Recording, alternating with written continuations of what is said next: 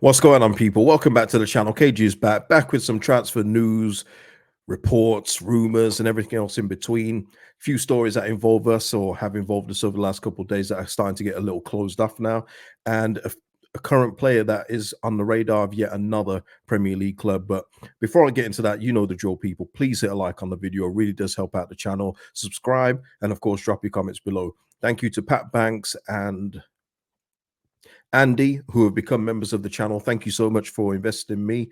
Memberships are in, links are in the description. Thank you to all current members and memberships. They really just help me out, help out the channel, and it really does go a long way.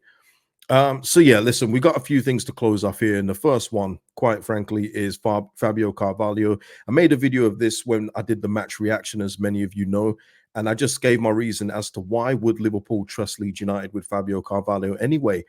Why would he want to come here when you've seen the track record of Daniel Farke so far?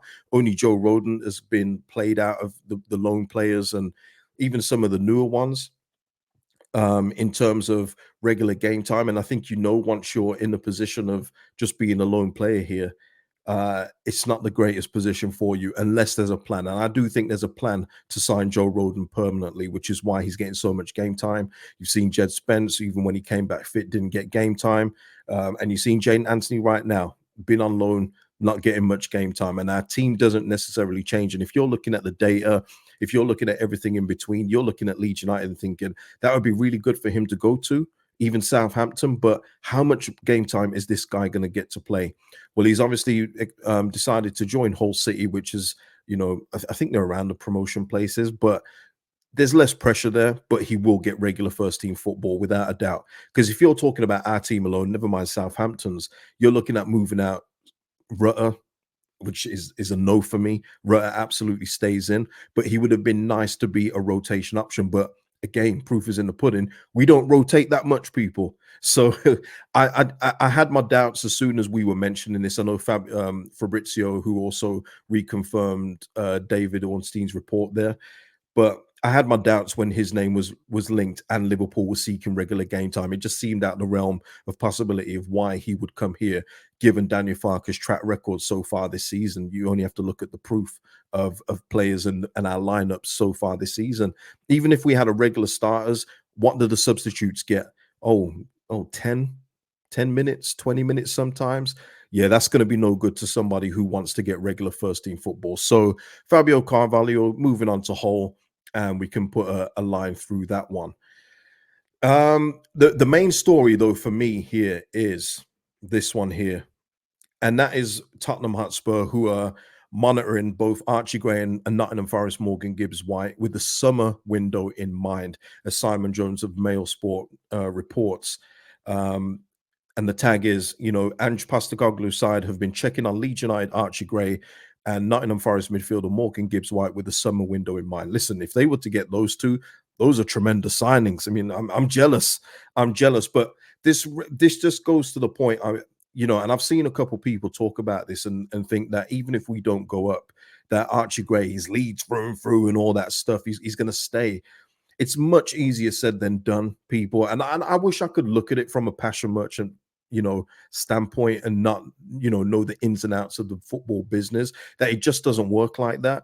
And if Leeds get a tempting enough offer come the summer, and it would be pure profit because he's our academy product, then it would be hard for Leeds to turn down, as well as Archie Gray. Look, people comparing it to Jack Clark. Jack Clark went there when it was Pochettino, Mourinho, and all those guys. He's going there with Ange, who was already broken through Sarr, who's been a revelation for Spurs in midfield. He's trusts the younger guys. Brendan Johnson's getting game time there. So it's not the same, and not every player is same. Just because it didn't work out for Jack Clark and Jed Spence and Joe Rodon and other players, it doesn't mean it's going to be like that for Archie Gray. And if we're being real, Archie Gray's ceiling is so high that you can imagine him getting game time there. And the amount, and listen, Basuma is a baller, but the amount of suspension that guy get, Archie Gray is going to get some time there in the midfield. But this is what I mean, why it's so imperative as to why we get promoted. Because if we don't get promoted this season, people who think that the 2-year plan is cool, I want all those people, when it comes to this summer and we're having to sell key players on in the summer, we're going to have to sell them on. and bring in subpar players to replace them. I want to know what they're thinking there because they won't come back. I've already said only one person that said relegation would be good for the reset has come back and said, actually, I said that and it was a bad idea. Everyone else has gone quiet. But this is why it's important we get promoted, people, so we can get this and put it back in our hands. Because we get promoted, Archie Gray will want to stay with Leeds. Okay, there's always a chance that he'd want to play for Spurs, especially if they finish in the Champions League places, granted, but it would be more in our hands and we'd be in more control of what we can get for Archie Gray. Whereas if we stay in the Championship, our parachute payments reduce, our PNS, leeway will reduce. Everything is kind of out of our hands there. So that's why I mean, and listen, great. It's not just Spurs looking at him, it's Liverpool, apparently Dortmund, and you've seen what Dortmund do with young players like Archie Gray. They'll turn him into a £120 million player. You know what I mean? He's got that in him. He's so talented. And that's why it's important for me, people, that we get out of this league this season. Get out of this league and don't leave this up to the fact that we're in the championship, why we're in a position where we have to negotiate one of our most talented players that we've had in years. And listen, he's not the only one. We've had so many talented players in our academy, so many talented. Listen, we've just had one picked out by Man City and Finley Gorman. Leeds United produce good academy players, really, really good.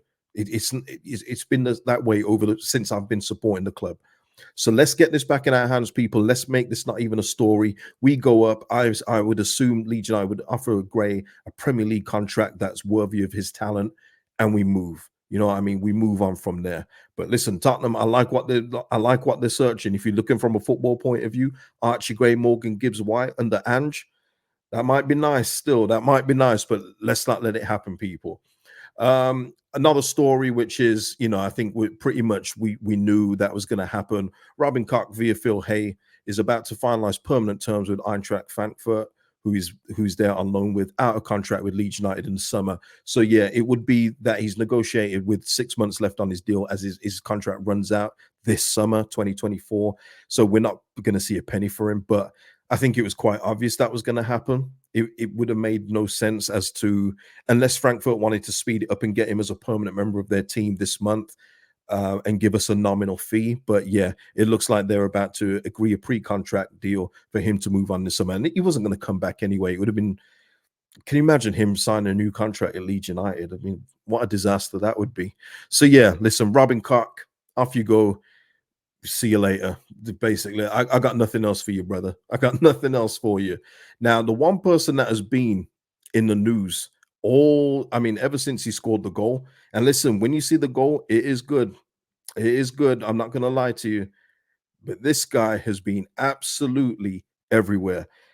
And listen, I'm just throwing it out there, people.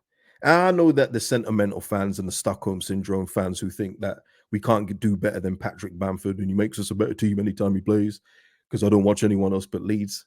Shout out to you guys. But I'm talking to the people that know there's more to life than Leeds United and there's more strikers out there. But his stock is never going to be higher, people. I mean, I know he's only scored against Birmingham City and Peterborough, but that goal against Peterborough, I said it in the match reaction. It doesn't matter who you score that against. That technique was lovely. Now, his stock, we've all gone from spaces where people have said to me, who's going to want Bamford? Who's going to want to buy him on that wage? This is the time to sell high, people. But I know what's happening. Look, the prop is not stopped all day by the official accounts, by the local journals and everyone else. He's not going anywhere. But I'm just saying, if you could say to Crystal Palace, hey, I know you're looking at Eddie and Ketia, but listen, Patrick Bamford's back, and he wants to be back in the Prem. He probably sees Gareth Southgate will probably want to pick him again. He's had this dream for a while. What can you do for us with Patrick Bamford? Because listen, if you could get back the fee we paid for him, which was what, 7 or rising to 10, man, I'll take it and get somebody else who is a number 9, who I don't even care if he's younger, but just better, and it's not hard. I would absolutely do it. Who's got a better fitness record as well, which goes a long way. We are literally only one Patrick Bamford, breakdown. And it's not, when he went down in the game against Peterborough, when he got sandwiched by the 2 Peterborough players, you're thinking, oh man, is he going to be out again? And you've always got that worry with this guy. So as good as it's been, even though it's against, dirt opposition, in all fairness, compared to where we are. Um, he's on a roll, and that goal has literally been everywhere. I've seen Tony Bellew repost it, all those betting accounts. He's literally everywhere. The stock is never going to be higher, people. So, I mean, what say you? Would you cash in now, or are you back on the Bamford gravy train? Listen, I've already had a couple of people who have not left comments on my videos in yonks, comments saying, "Oh, Bamford's back! Oh, what a great goal!" And I play the game. I say, "Listen, nice of you to comment since the Palace Premier League preview at home. Nice of you to show up again." It's amazing. Bamford FC, you've been waiting for it. But look, it was a great goal, seriously. And it does get better with every watch, really and truly does. But I'm thinking long term, as I always do. And I just know that we're only a little disaster away with this guy. So why not cash in now? But look, that's just my thought anyway. Cash in now, get someone better. But look, that's just me. That's just me. Let me know in the comments what you would do. I'm going to leave it there. I'm just going to leave this one short and sweet. I've just recorded this one just to tie up some loose ends and obviously give the Archie Gray news and my thoughts on what I would do with the man of the moment, Patrick Bamford. But listen, people, like the video, subscribe, and of course, drop your comments if you agree, disagree, whatever in between, who you targeting. Listen, we still got no real solid fullback links apart from Connor Roberts. No movement, it seems, at this moment in time. I'd like to see a bit more incoming movement. But you know how it is in January. Listen, until the next time, people, peace out. Enjoy the rest of your evening, morning, noon, whatever you are.